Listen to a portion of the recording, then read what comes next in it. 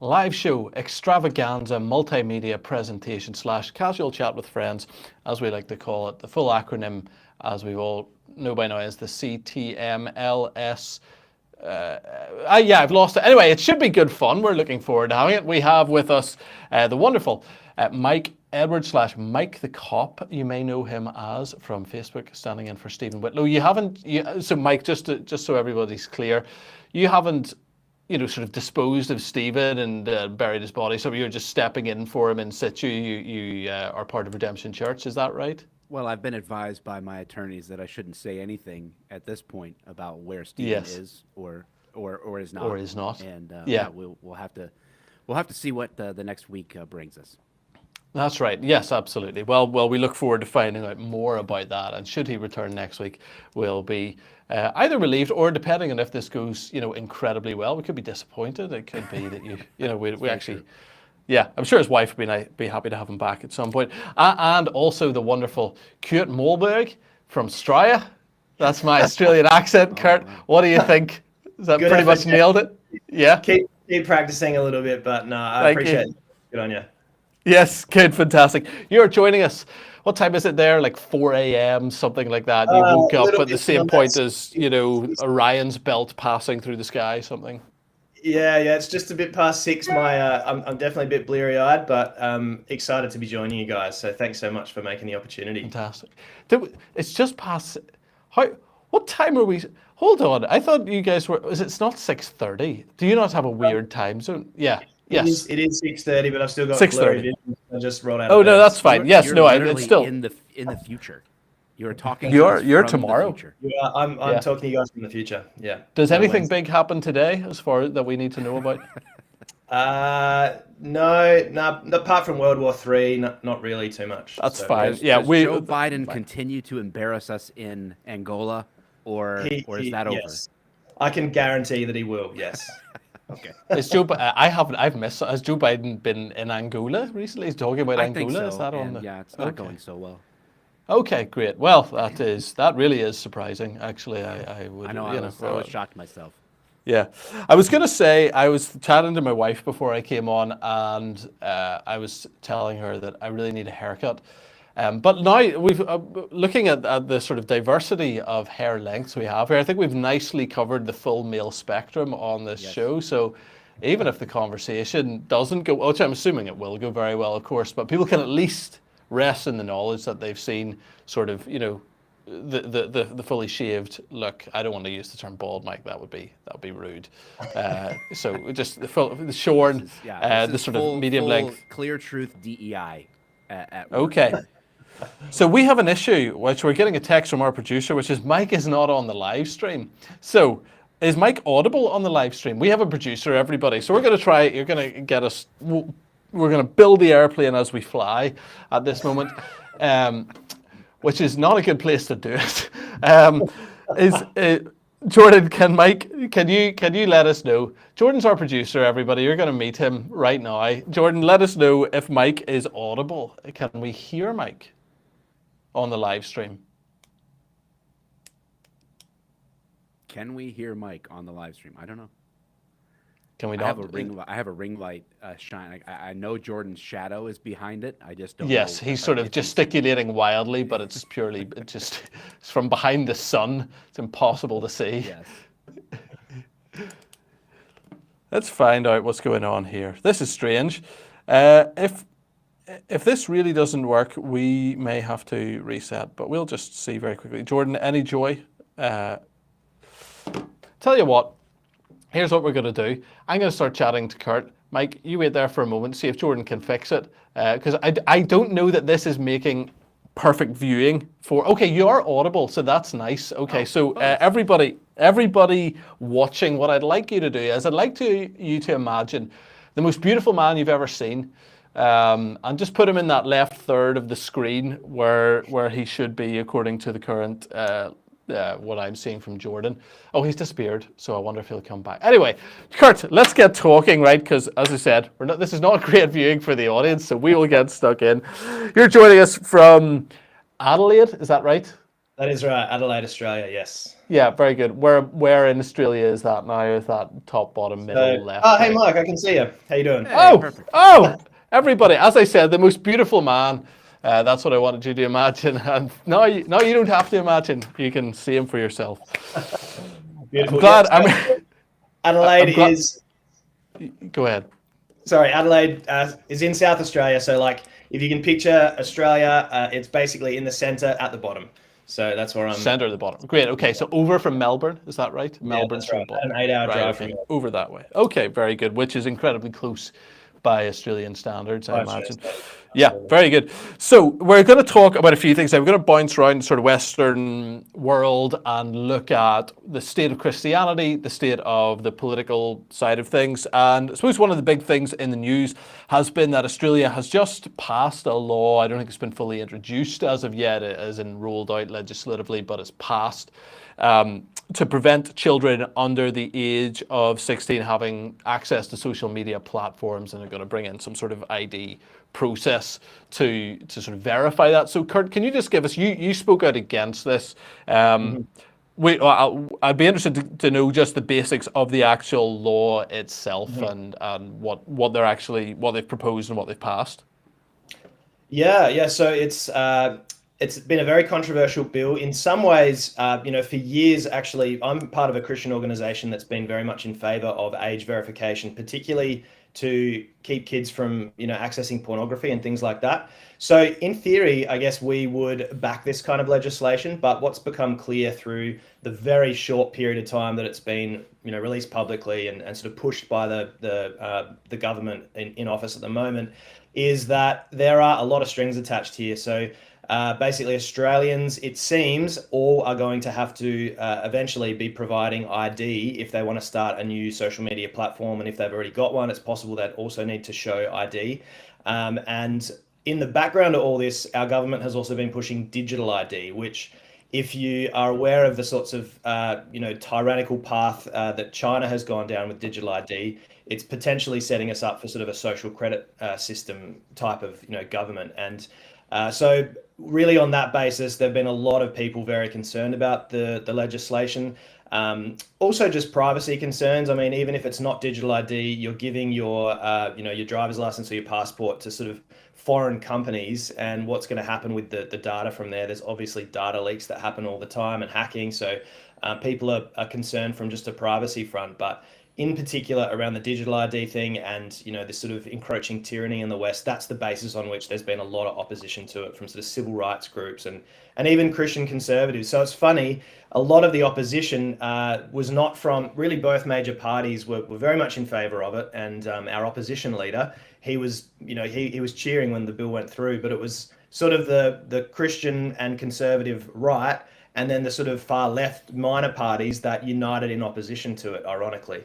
And the other probably slightly odd thing about it was that it was passed on the last sitting day of the year when about 30 other bills were all kind of rushed through. They call it guillotining, where the government in office is able to just bypass all the debate that would normally happen and just say, yep, we're just going to vote on this now. And so it was guillotined along with about 30 other pieces of legislation on the last sitting day of the year. So pretty underhanded tactics, to be honest. Yeah. I suppose let me start with an embarrassing confession, everybody. And don't tell, I'm just sharing this between us and however many of our friends happen to watch this, and the entire internet. But I used to be a libertarian. That used to be my I think in my 20s, most of us had that phase. And so, that this obviously would have sounded terrible. Now I've shifted where I've said, when I become Emperor of Northern Ireland, I will ban all, smartphone use in public for anybody under the age of 46, something along those lines. So, my default is this is probably that there's a good concept here of, I don't think these platforms are necessarily healthy. I don't think these devices are necessarily healthy, and I actually would give the government a role. So is the concern more about then the underhanded tactics and some of the loopholes, or is it the fundamental idea in itself? And is that also a dividing point between, as you said, that sort of those two camps that are opposing this? Yeah, I think the other side of the coin, probably the issue I didn't mention that a lot of the Christian groups were critical of, is the idea that the government has to step in this particular area of life. So, yeah, I think as Christians, we generally say that God has ordained the family as the first and most important place, for children to be protected and raised. And I guess increasingly we're seeing the government stepping into the role of parent. We certainly saw that during COVID. But in sort of every aspect of life, they're becoming a lot more heavily involved in our lives. And so, from the Christian point of view, particularly, and certainly the libertarian point of view, which are largely distinct, but there's some overlap there. The idea that the government is stepping into the family home and playing mum, playing dad is also kind of a bit concerning. So there's definitely been that aspect to it as well. Yeah.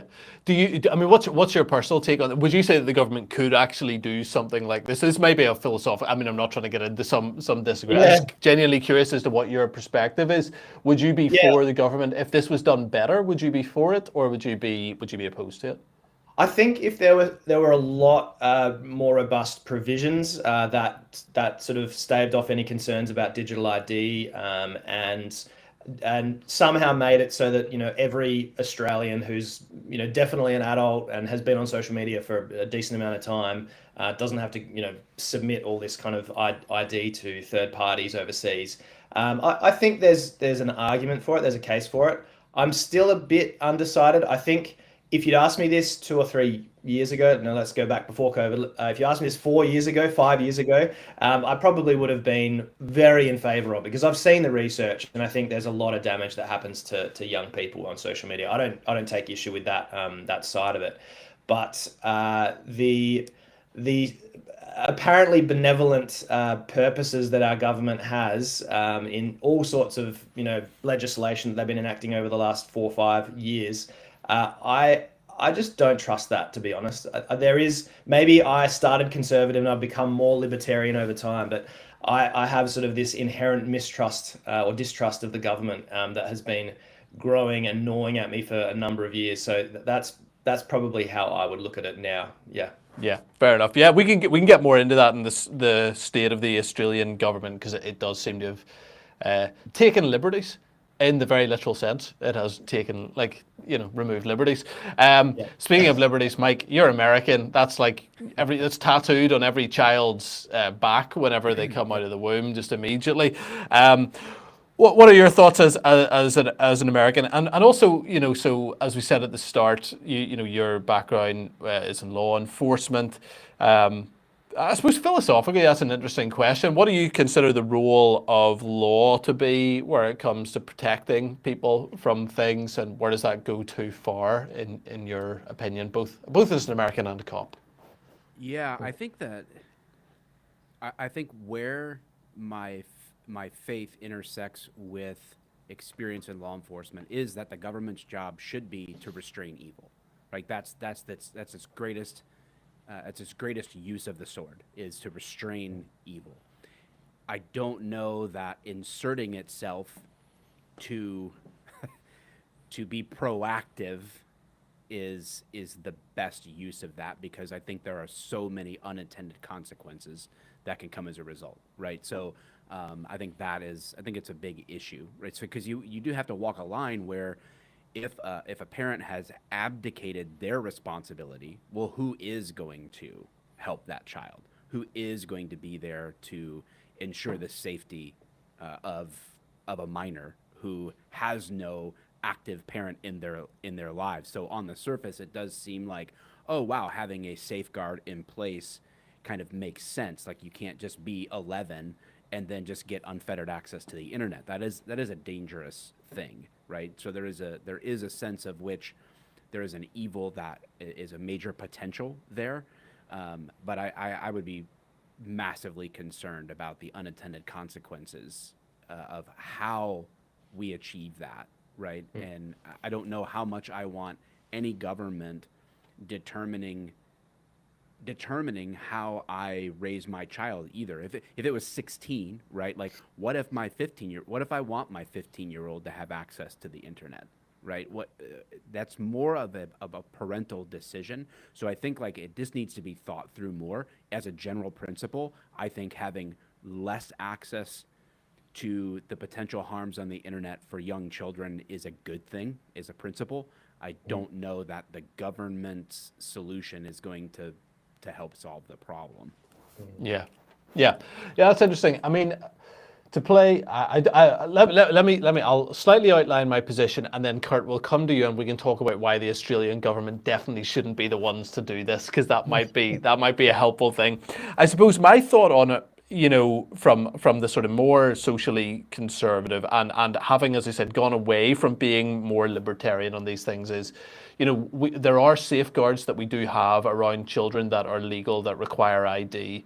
If we take alcohol, if we take cigarettes, these things that are damaging to their long-term health and longevity, and their formation as physically. So I think you can make the case that social media does, as we've all agreed, I think we've all said, it does actually do harm, particularly to those younger ages. There's real evidence that it does so, and it also targets them. So I'm not, instinctively one of those people who goes, no, the government can have no role in that. I can see how a society can go, no, we're going to reject this, and actually part of the way we do that, and part of the way we equip parents to do that, because the real challenge is more peer pressure. So if we make a legal barrier that actually helps parents to do so. Kurt, why are the Australian government the entirely wrong people to enact such legislation? Tell us about these commies that are in charge over there. Well, I guess another point I didn't mention earlier, but it really dovetails with what you just said, is there, through the process of this legislation being debated in a very short window of time that it was allowed to be debated, a really great senator, godly guy, asked the panel, who'd come before the Senate to explain, the aspects of this bill. He managed to find out from them that Pornhub was among the platforms that was not going to be included in this. Wow.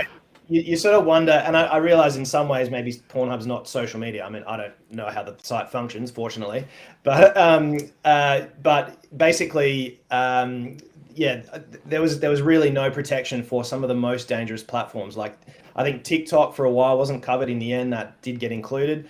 So there's that side of it, and then stepping outside of social media, you've also got the fact that there are children, just like in the rest of the Western world, there are children in Australia who can access gender affirming care, which is literally having their bodies mutilated.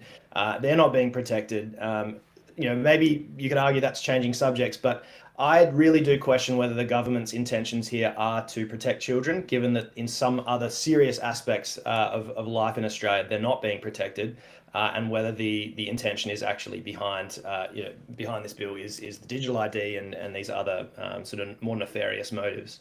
Yeah, I was worried that the 12-year-olds wouldn't be able to get their puberty blockers, but thankfully, the Australian government, the interest of child safety, is ensuring that they can continue to do so.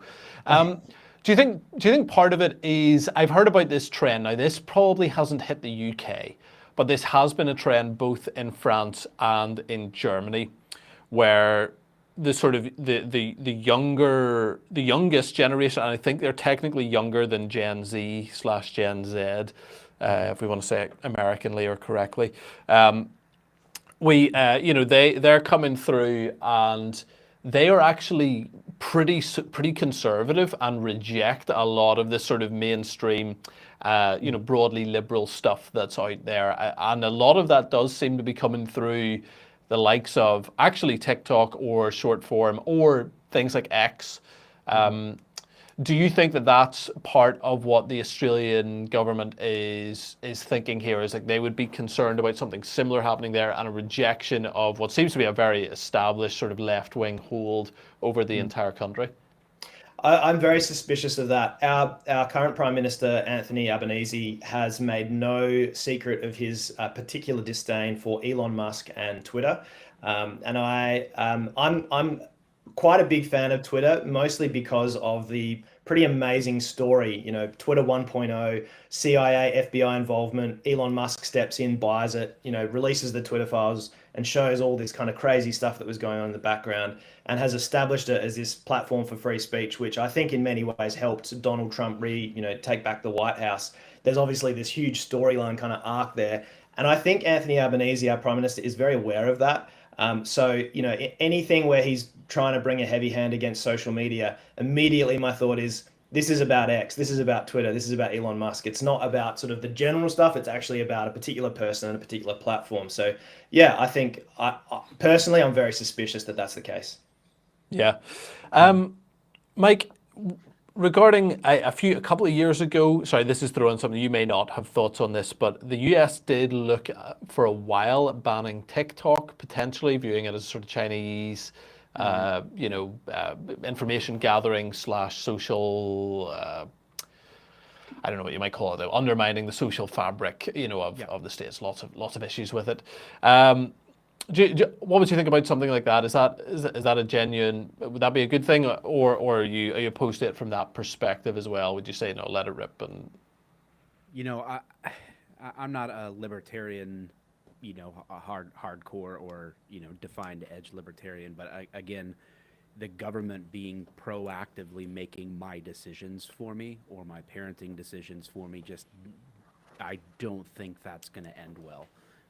I think it is an indicator, right? Like, I think we can look at stuff like that and go, wow, the church has abdicated her role. Like, bold Christian faith has sort of left the building for a while, and that leaves the door open for this kind of stuff. But no, in general, I think it's just a bad idea for the reasons like you kind of brought up, this sort of like potential real reason for the ban. It's under the guise of raising this flag of like, we want to protect the children, but how can you trust that from governments that all of us are experiencing right now, which is governments that are like really saying, hey, you want to kill your baby? Yes, please. Right? Like the Democratic Party rolls up a bus for Planned Parenthood outside the DNC convention, like, hey, the more birth control, the better. The more babies that we can eliminate, the better. And then at the same time, on the other side of the mouth, says, we really care about the children, so we need to control the internet. It's like, is that really what's going on? Because it sounds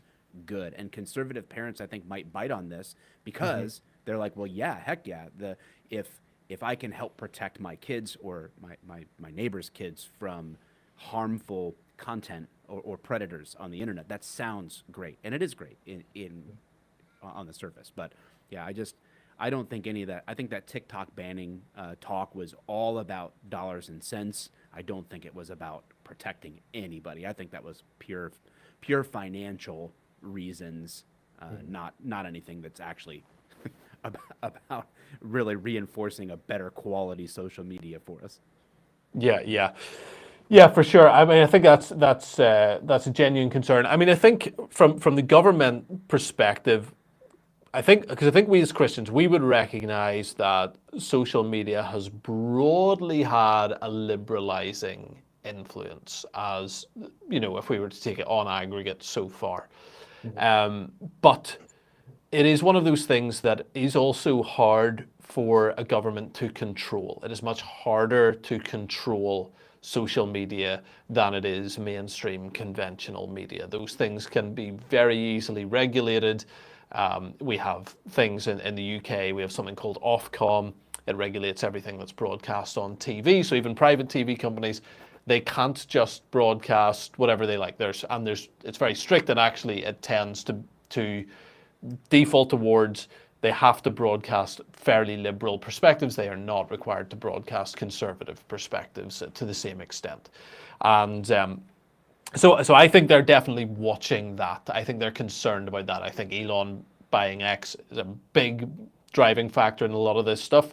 If I had to give my guess, I think also even the likes of Zuckerberg seeming to sort of step back a little bit from some of the pushing the left wing stuff as much as they did, and seems to be less pally with the sort of Democratic establishment more recently. He didn't push it as hard this time and said some positive stuff. That may well be the part of what's driving this. So that's interesting. Kurt, tell us a little bit about sort of the broader picture of Australia then, both on that sort of macro scale of where the government is at, what their priorities are, what they're trying to push, and then also the state of the Australian church and what does it look like out there at the moment? Is there a strong Australian church? Is it weak? How are they responding to what's happening in the society around them? Yeah, well, in answer to your first question, Jamie, it's funny because as in many other parts of the Western world, Australians are kind of struggling financially a fair bit. I mean, there's some pretty damning data that's been coming out recently showing how affordability of life has just plummeted under this particular government. It's kind of been trending that way for a long time, so not all the blame lies with them. But housing is just super like unaffordable.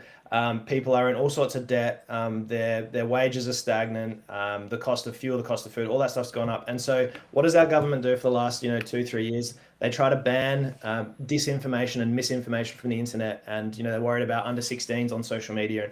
Like, I think that's part of the other pushback and concern around some of this legislation is it's just so off the mark of what everyday Australians are concerned about. So if there's kind of one narrative that would dominate in sort of the headlines and just for everyday Australians right now, it's not the internet, it's not Elon Musk, it's not Twitter, it's really hard to just afford life at the moment. So I mean, yeah, maybe that's not the case for everyone. I personally feel a little bit insulated from that, but I know that's a concern for so many. So that's kind of probably a sketch of the nation in general.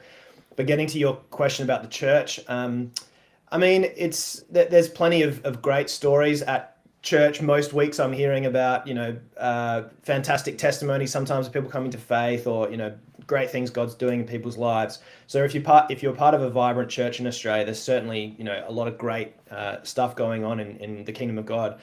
But we are a church in decline in Australia, as around most of the West. We're probably somewhere between, if you think England, the UK and Europe, they're sort of post-Christian, the direction they've been traveling in for many decades. And then you think America, which is nowhere near as far down that road as Europe or the UK. I would say Australia sits probably somewhere in between those two, trajectories. So, the church is shrinking. Traditional churches, particularly denominations, are really struggling. But any church that pops up teaching the Bible and, like sharing testimonies of what God's doing and going after the spirit-filled life, like they're the ones that are growing. So, there's some fantastic things going on. But I do have to say that, looking at what happened during COVID and really the lack of pushback from the church, I am pretty disheartened on that front. I think there are a lot of churches that are just avoiding some hard conversations and have been for many, many years.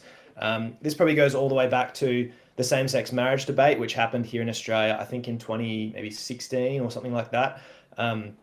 Some church leaders spoke up, but a lot chose to just stay silent. And that was kind of, I think, the training ground for COVID. And what happened then was sort of repeated. And a lot of pastors and a lot of church leaders just never said what they needed to, never pushed back hard enough. And even with revelations that have come out since about vaccine harms and lockdown harms, still there's so much silence from church leaders. And for me, that's a bit of a litmus test. I've been very passionate about those issues in particular, so maybe I'm a bit biased in my assessment, but if I judge the church on that basis, there's some pretty disheartening signs, to be honest. So yeah, I mean, it's interesting. You sort of gave the UK as the example of kind of as far as it can go or has gone anyway. I think probably wrap Canada in with that as well. We've just passed a law here in the last week on assisted dying, which is assisted killing yourself. Literally what it is, anybody who is terminally ill, 6 months to live, over the age of 18, the doctors will help them end their lives. And it's remarkable how we've become a nation that does that, and done it without really almost any word of protest from the wider church, not at any level. To be fair to Justin Welby, the Archbishop of Canterbury, it's the one thing he has spoken on, but even then it was the sort of usual tepid, milk toast. It was like, we wouldn't like it if you did this. This is, please don't. It would be very, very unpleasant, as opposed to, you're going to hell if you do this, please stop, and you're going to destroy our nation, which would be a better and more biblical take. So, Um, are you seeing some voices? So are there new voices? Because I suppose that's something that we have seen a shift. I think we've seen it very much in America. I think we're starting to see a little bit here. Are there voices that are being sort of raised up that God is using and speaking through that are now actually starting to speak with that prophetic clarity? Oh, absolutely. So just over the weekend on Sunday night, I was invited to a conference. It was called the National Free Media Summit. And basically, it's sort of this really interesting conglomeration of interests. But probably the main theme would have been medical freedom. So these are people who, post-COVID, through that whole experience, just had their eyes opened up to all sorts of abuses that have been going on. And it was not an explicitly Christian event. There was, a few hundred people in the room, which for Adelaide, on a topic like this is not a bad sized crowd. And the organising committee, I know that there were Christians on that organising committee, but it wasn't an explicitly Christian event. But it was a room full of people kind of, that have come together on medical freedom and I guess general libertarian type interests. But the Christian presence there was incredible. Like speakers were very bold in talking about their faith from the stage. One of the speakers prayed. He's a Qantas pilot who lost his job over the mandates. He's grown this incredible media channel, and he's really not shy about his Christian faith. We also saw this during the protests that happened about vaccine mandates, where people, like tens of thousands of Australians, would come together in the big cities, go on rallies, and people would get up and speak and share their thoughts. And a lot of those speakers were Christians. I've just seen, so there's this kind of pro-freedom movement that has started, and they're very much rejected by the mainstream. They're called cookers, they're called anti-vaxxers, all this sort of stuff. Cookers? But cookers, that's the Australian term for someone who's anti-vax, I guess. Right. Okay. Okay. Is it because for us a cooker is like an oven, or actually it's the hob, it's a Yes. stove? Yes. Is that the same for you?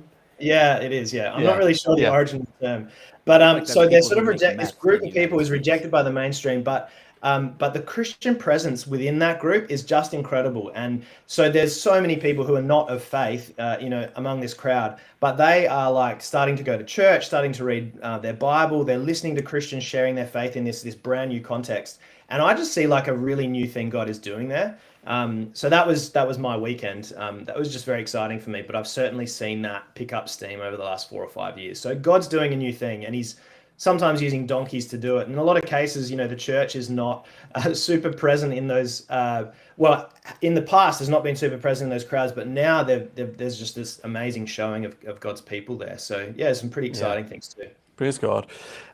Mike, we're just off the tail of a fairly major election in America, and I think broadly speaking across the Christian world, at least on the conservative side of things, I think everybody's positive about that result. I think it certainly avoided a worst case scenario for the states. What do you see the direction of travel being over the next few years in the States from the church perspective? Is the church going to use that and see that as an opportunity? Is it going to be viewed as a wake-up call, or is the church going to stay placid? Just from an outside perspective, it seems like there is some real strength in the American church. I see stuff over there and I go, oh, I wish we had stuff like that here, and we don't have something at least on the same scale. But still, broadly, I think that there's a lot of hesitancy and a lot of timidity, you could argue. What's your take on where things are going to go in America over the next few years? I certainly think that for many, this election was an answer to prayer, and we're really big, or at least I'm really big. I think our church is. I think many people are saying it's not about the man that won. It's about what that man winning affords us for the next several years to be able to do, right? So like it's time to get to work. I feel like the trend right now in the US is a shrinking but strengthening church, because I think there are a lot of mainline denominations and churches that are shrinking and dying. I think that a lot of people are leaving the faith. I think that America continues on the trajectory toward, we tend to follow Europe as far as like societally like about 10 years behind. So like I feel like our trajectory is still toward like that post-Christian nation. Yet I think that we are seeing an increasing strength among faithful churches. So I think that there is a coalition that's sort of like building and forming across denominational lines, across some things that here have been issues that have kept churches divided for a long time. I think we're finding a united energy behind the most important aspects of the Great Commission and the mission of the church in society. I think we're kind of reclaiming that. So I think there's like a fulcrum forming that is super hopeful, in that we can leverage the strength of the faithful to make regain ground and maybe even gain some ground in culture over the next few years. So I'm excited.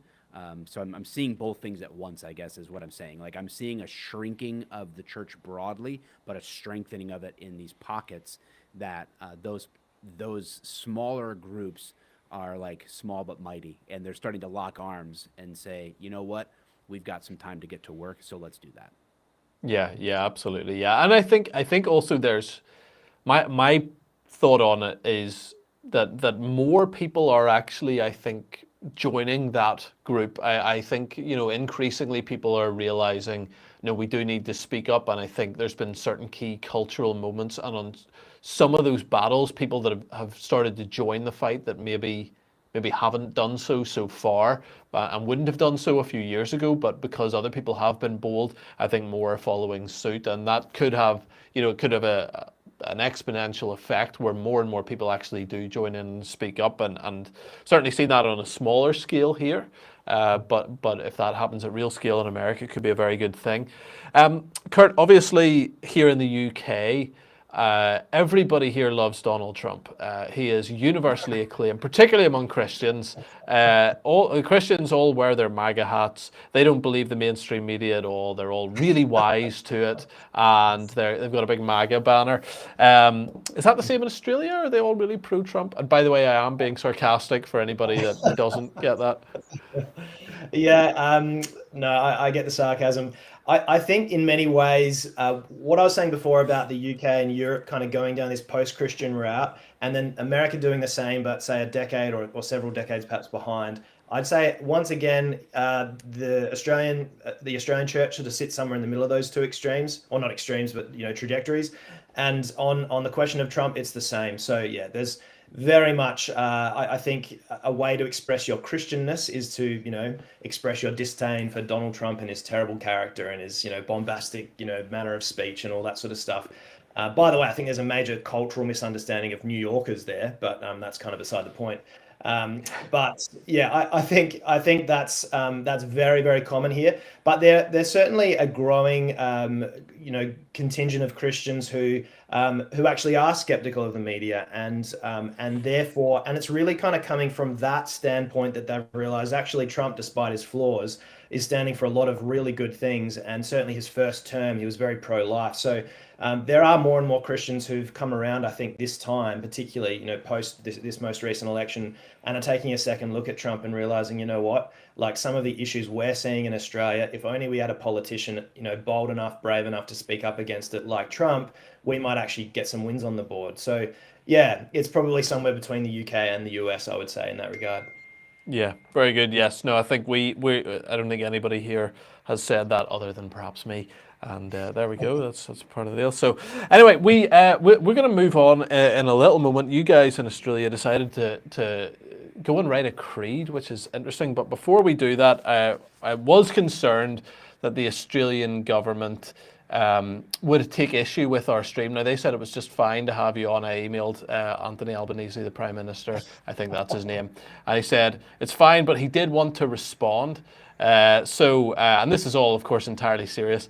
This is not the joke section of the show at all, which we do every week. So they wanted to let us know about a new initiative. They wanted to tell us about that. So he insisted that I do this in an Australian accent as well, which I'm sure will go flawlessly. So sit back and just enjoy this from the Australian government. It says, "G'day. We've all been sitting there. The exit's gone badly already, mate. You've been wandering through the outback, looking at Ayers Rock, petting your dingo, and seeing someone 0.3 kilometres away, not wearing a COVID mask. Maybe you've wondered, has that person accessed a device that they shouldn't have without permission from the appropriate state government? Who do you call? Well, here at the Commonwealth Government, we're assembling a new cast of our most beloved Australian characters, who will be turned from friendly, chipper characters that we know and love into a brutal force for clamping down on things we don't like.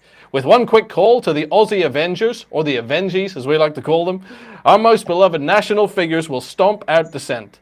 Imagine someone having the audacity to watch a TikTok at the age of 15 and 364 days. Call the Avengies, and Crocodile Dundee will burst through their door. And he won't just say this is a knife. For their own safety, he'll straight up slash him. Or perhaps a friend of yours hasn't got their 3-month-old, their 5th COVID booster shot. What could possibly sort that out? Wham! A spinning wheel kick from Skippy the Bush Kangaroo. That shattered spine will teach him. And what? You thought Steve Irwin was dead? No, we kept him alive. And after 2 decades of government programming, he's ready to be unleashed on anybody who defies government orders. Maybe a cooker. Just included that bit there now. He's still the crocodile hunter, but this time he's not hunting them. He's hunting for them. So be assured the Australian government is so committed to your safety that it is willing to unleash a crack team of cherished national heroes to maim anybody who stands in our way. The Avengies, because Neighbours isn't just the name of a soap opera, it's the name of a threat to be neutralised. There you go. What do you think? That sounded just like him.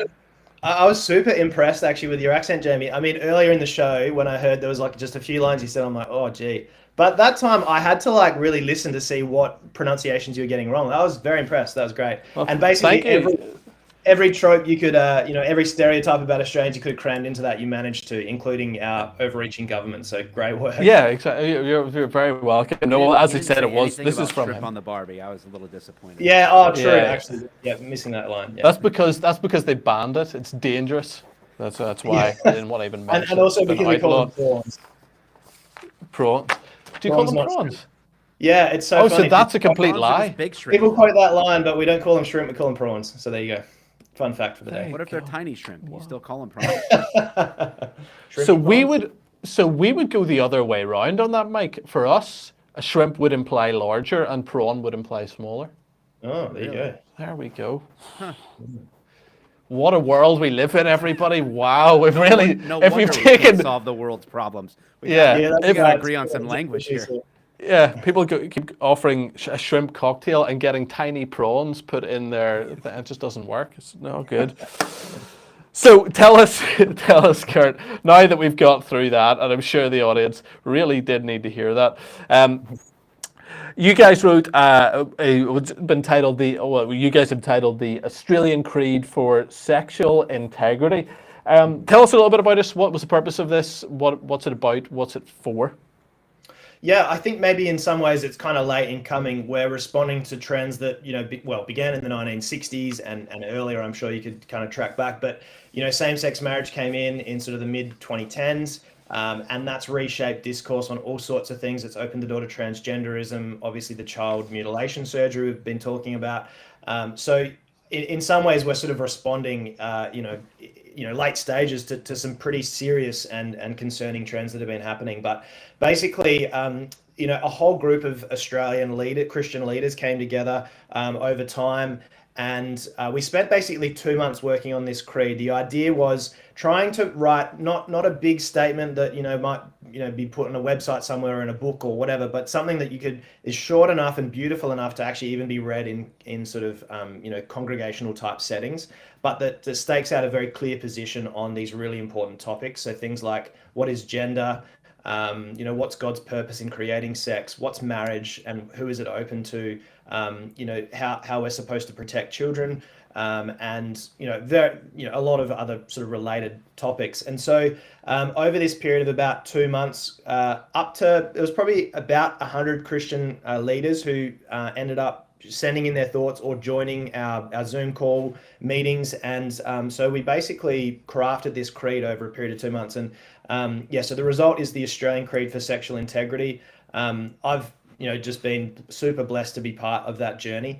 And you can check it out on our website. I just need to double check. I'm pretty sure it's australiancreed.org.au. australiancreed.org.au. It's 225 words, so very brief.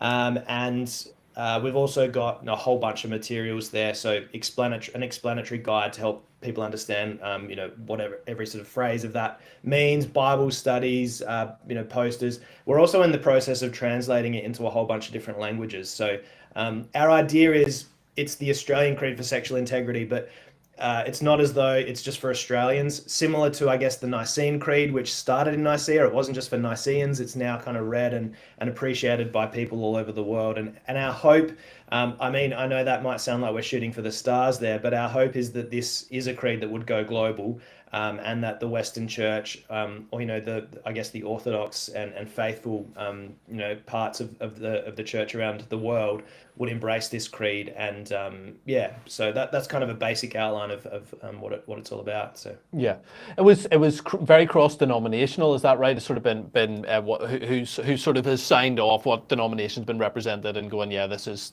something we would stand over or stand behind.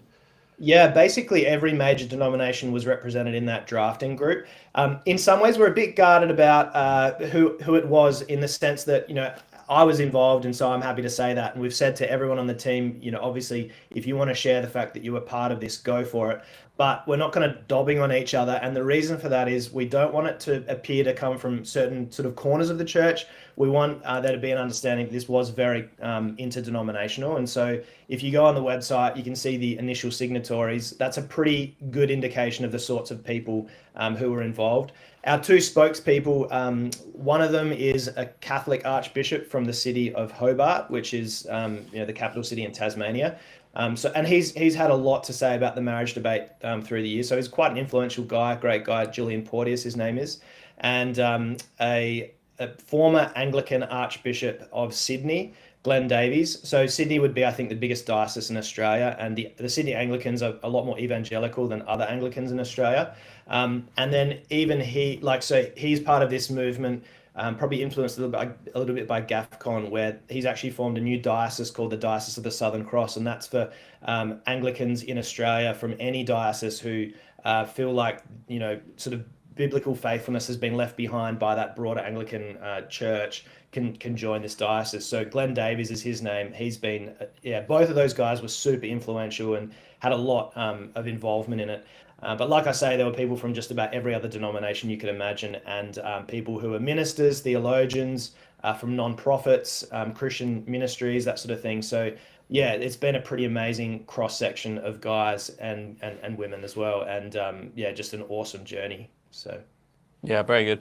And dobbing on each other, that means snitching. Is that right? Is that what that? Oh yeah, that's Australian slang too. Yeah, that's yeah, right. There you go. Great, super. Just because you used throwing that in there, and just going, just bringing the audience on that journey. Wonderful. I suppose was part of the thinking behind this that you wrote an article for us at Clear Truth, cleartruthmedia.com, for all the viewers that maybe don't know that yet. What's wrong with you if you don't know that already?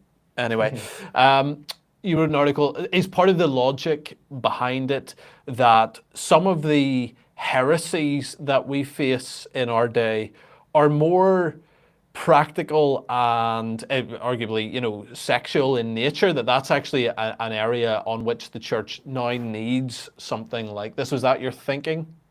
Absolutely. Similar to what Mike was saying earlier about, the church strengthening in the US and putting aside certain denominational differences to kind of go after more important issues at the moment and to sort of unite. I would say that the intention here is very much the same. So you could be a Christian from any denomination who embraces both the Apostles' Creed and the Nicene Creed and perhaps a whole bunch of other creeds, but still somehow be pro same-sex marriage or pro gender mutilation surgery or transgenderism, because the Nicene and Apostles' Creeds, as good as those two creeds are at staking out a really clear position on the divinity of Christ and the Trinity, say absolutely nothing about the kind of crazy stuff that's arisen in our last decade in the West, and how on earth could they have foreseen it anyway, type of thing. So I really think that the heresies in the church are much more practical in nature than they are theological. And part of the issue is a lot of leaders, like I said earlier, are just not speaking out about them. And yeah, it's one thing to say, well, I believe the Bible, on these things, but then you've got sort of very progressive liberal Christians who say, oh, I believe the Bible, but they also somehow believe in all this stuff that we've just been talking about, same-sex marriage and gender bending and all that kind of stuff. So it really, like, there's no fault in scripture, but the claim that I believe scripture is a pretty hollow one these days, given how much compromise there is within the church. And so we really felt that putting these biblical truths into a very short, well-crafted statement is a really important step forward for the church, and kind of gives us a stake in the ground on this particular issue. Yeah, yeah. It's interesting because, often these creeds, if we look at the history of them, they came up in response to issues that were presented to the church. They didn't just come out of nowhere. It wasn't that the church, really with any of them, was trying to summarize everything the church believed or stood for or taught. That really can't necessarily be done in a creed. It can address specific issues, and so that's very interesting that the sort of creed function is one that you've chosen, which I really like. Actually, I think it's very, very helpful to put something like that. And hey, you never know. It's one of those things that when I read it, I thought that's fantastic. I really like the idea behind it. I suppose it does then speak to, okay, this is something that is dividing the church then. Mike, you're over in the States. To what extent has that sort of, let's take those issues of LGBT and even some of that gender ideology. It certainly feels very widespread here within the church, and if I look at our major denominations, they really are collapsing. Is it as bad as it's made out to be? Is this kind of dividing the church into two different camps where we do need this kind of clarity? 100%. I think it's not even debatable that there's churches are being divided, families are being divided over this particular issue of how our theological commitments break into the practical realm of sexuality and how that's expressed. So there's no doubt about it. I would say that the solution we need to keep driving at probably goes to probably cultural Marxism as an ideology. I think it's probably the same for you guys too, but I feel like that is the ultimate enemy. That is the ideology that's driving this sort of continued sexual revolution and battle that we're facing, and we desperately need clarity. I love the idea of being able to make clear statements about these things, and I really do hope that we can. I don't see that there's going to be a Nicaea type council called, but it would be great if there was that across these lines of those who are committed to a broad, clear orthodoxy could come together and adopt a statement like this, and come to an agreement to sign off on that as sort of like a declaration of helping to move the church into this next season, next generation, with settling this issue for the faithful, for sure. Yeah, absolutely. Yeah, I think it's interesting. I mean, obviously, you guys to some extent in an Australian context, you actually have had one of those sort of nice for Australia at least. Trying to do so maybe on a global scale, but it may be something that churches and denominations in various countries could go, well, why don't we pull together and look at this and use this as a framework, or even just adopt it outright? I think it is really well formed, and I really like what you've gone through in it. It's interesting. It's interesting with creeds. If we look back on, say, the Athanasian Creed or the Nicene Creed or the Apostles' Creed, they are now sort of litmus tests for orthodoxy, and it's very interesting, and it would be wonderful, I think, if something like this, if not this, I think this does it really, really well. If that became a litmus test for, is this church following Christ in this area? And I suppose that's what you're hoping for, is that it would have that level of impact, that churches would say yes when it comes to sexuality. In the same way that churches, excuse me, in their statement of faith will reference those creeds and go, well, you know, we hold to these. You know, many churches have that on their website. They'll link to it or even just copy it. This would be an area where churches could do that. So yeah, do you have any plans, Kurt, for spreading that to, you know, a more global audience over the next while? Yeah, I mean, we've certainly been trying to cast the net wide in recent times. I mentioned earlier that we're getting a bunch of translations done. So we've got a plugin on the site that sort of translates the entire site into different languages, but we're also working with Bible translating groups to have the creed sort of really well crafted sort of by native speakers. So my inbox is currently full of languages that the you know, people who've translated the creed into a whole bunch of different languages, which is pretty exciting. And so, I mean, it's only been out for sort of a month or so, so it's pretty early days. You can see, you know, the number of signatories on the website at the moment, maybe not super impressive, but we're very confident that it's going to, you know, eventually catch a lot of momentum. And, you know, like I say, we're trying to cast the net pretty wide globally. And I guess in some ways, like, you know, the people in Nicaea who wrote the Nicene Creed, they probably wrote that a lot less self-consciously than we have. But it's fair to say that at the time they had no idea the sort of impact and reach that they also spent 2 months writing the Nicene Creed, what that 2 months of work would actually end up doing, you know, for the global church. So we've been a bit more self-conscious about that and hopeful perhaps. But you know, I'm very, very hopeful that this, if not this creed, then something very similar to it is actually going to be a fantastic thing for the church, like you say. So, I mean, shameless plug. I encourage everyone listening to go straight to the site and you can add your signatory to it. I gave the wrong address before. I added an AU. It's not AU. It's just australiancreed.org. So australiancreed.org, if you type that in, or in fact, if you just Google Australian Creed, I think that should get you there. So I encourage you to have a read and sign that document. Yeah. Or is this, now I know this all sounds very good, is this in some ways, you know, the way people refer to themselves as being like a Nicene Christian, you know, we're part of Nicene Christian, is this just a way to get people to start saying, I'm part of Australian Christianity, or sort of, this is a ploy? You know, all very good and all very helpful, but is that really why you're doing this? You ratted me out. You've ratted me out. That's it. There we go. But nobody under the age of 16 is going to know about this in Australia. That's right. Yes. Yeah, that's true. Yes. I have daubed on you. There we go. You've daubed on me, yeah. I have daubed on you. Fantastic. Kurt and Mike, both tell people where people can follow you, find your stuff, all of that.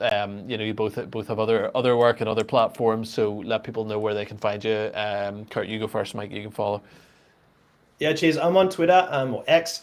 I also write for a number of Australian and other publications. So probably the main one would be the Daily Declaration. Again, you just kind of search that. So the Daily Declaration, that's where I do most of my writing. Yeah. Very good. Fantastic. And Mike? Yeah, on X, my current username is More Than Sundays. So if you can find me there, I'm trying to spend a little bit more time on X than I have traditionally. And then everywhere else, it's just Mike the Cop. And if you see me somewhere on there with a bald head, it's probably my account. So. Nice, very good. Yes, you're the first person I've heard saying I'm trying to spend more time on social media. That doesn't sound. That sounds like you're incredibly healthy, and the rest of us are all desperately trying to get off. And you're sitting there going, "Flip, I need to do this." Which is trying to spend more time on X because it's a little bit better of a place to sort of like express ideas these days. So. Yeah, what you're not saying is I've decided to spend less time with my family and I'm just going to be glued to my phone. That's not what you're saying. Good. Wonderful. Thank you both very much for joining. Please, everybody, do check out that website, everything else that we've heard plugged as well. We appreciate you watching. Kurt, Mike, have a great morning, afternoon, and I'll have a good evening. Cheerio, everybody. Perfect. Thanks, Jamie. Cheers, Mike. See ya. See ya. Bye. Wonderful. Super. Thank you, gents. That was great. Worked well in the end. Sorry for the technical issues at the start there, but we got it. Well done, Jordan, on fixing them as well. I appreciate it, as always. That was good. Could have bounced around some topics, and yeah, good fun. That was great. Appreciate that was awesome. Lovely. Super.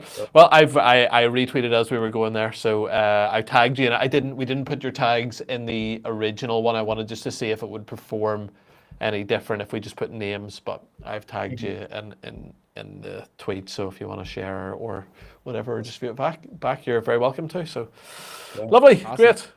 Well, have a good Wednesday, Kurt, and a good rest of your Tuesday, Mike. Yeah. All right. See you guys. All right. Awesome. See you guys. God bless. Bye.